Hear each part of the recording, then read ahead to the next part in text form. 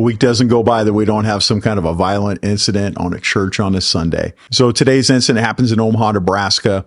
It didn't start at the church originally. It originally started at a neighborhood home where a woman broke into a home, doused the homeowner with a flammable liquid, cut him with a knife, and then she tried to light him and the house on fire. The man was able to push her off and get her away, and she fled. And where did she go? The church. Now, there's some dramatic footage from the church, but before we get started, if you want more information for church safety teams, people trying to protect our churches from violence like this, head on over to christianwarriortraining.com. We have a newsletter there. Every week I put out all the crime that happens during the week at churches, along with tips and some training on what you can do to protect your church and be better at securing our churches. I also put out weekly information, training that would help you be better at your job. And of course, we have free training over at christianwarrior.com where we will teach you everything you need to know about church security. It's all free. It's my gift to you. Again, head over to christianwarriortraining.com. All right, let's start off with what happened at the church. Remember, I tell you each week that somebody will flee from whatever problem they have, either somebody trying to kill them, the police chasing them, and they all come to the church because King's X, you can't touch me when I'm in the church. Everybody tries to find sanctuary at the church when they're in trouble, but then they want to bring harm to the church at the same time. And that's what this woman did. She broke into the church at about 6 a.m. after causing all this mayhem at that other house. So she broke into the church, causing the priest that lived in the rectory there to barricade himself in his bedroom. The woman refused to cooperate with police to come out. They ended up having to rescue the priest from a second-story window. The woman ended up spraying the police officers with bear repellent, which, remember I told you about bear spray. I love bear spray. And I also forgot my bear spray. I think it's a great weapon to use for when you're out driving around in your vehicle. It's awesome. It's better. I think it's better than pepper spray personally. Wait, maybe we should get some bear spray. So Omaha PD, which I've trained their officers before, they're pretty good cops.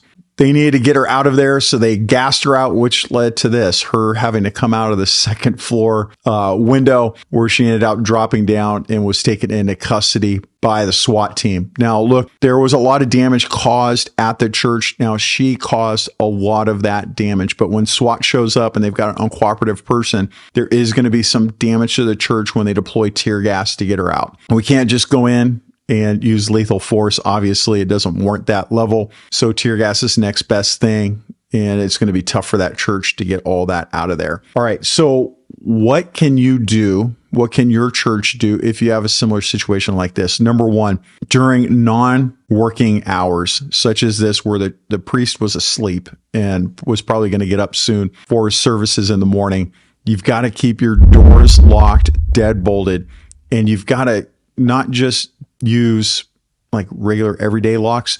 You're a church.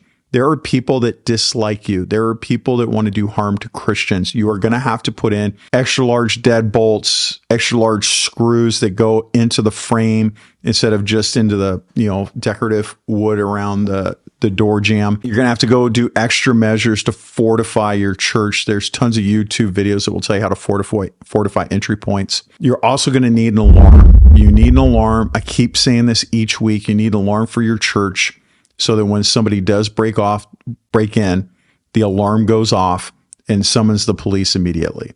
Now, depending on where you're at, they may not come immediately. Some places they may, but it also helps alert everybody to know that somebody is breaking into the church. The other thing you need to do is have some kind of crisis intervention training, some kind of training that helps you de-escalate people when they're in crisis. If you head over to I've got free training on de-escalation. If you head over to christianwarriortraining.com, hit the training tab, and then I've got a class just on de-escalation and how to communicate with people that are in having issues. You have to use that kind of training to basically convince somebody to leave the church and go somewhere else to cause their mayhem. Now, look, this actually turned out very well. I feel it could have been very bad for that priest had God not intervened and protected him, and Omaha SWAT coming in and taking her into custody without without something worse happening on down the road. The most important thing besides prayer is the most important thing. The second most important thing that you can do to be ready for incidents like this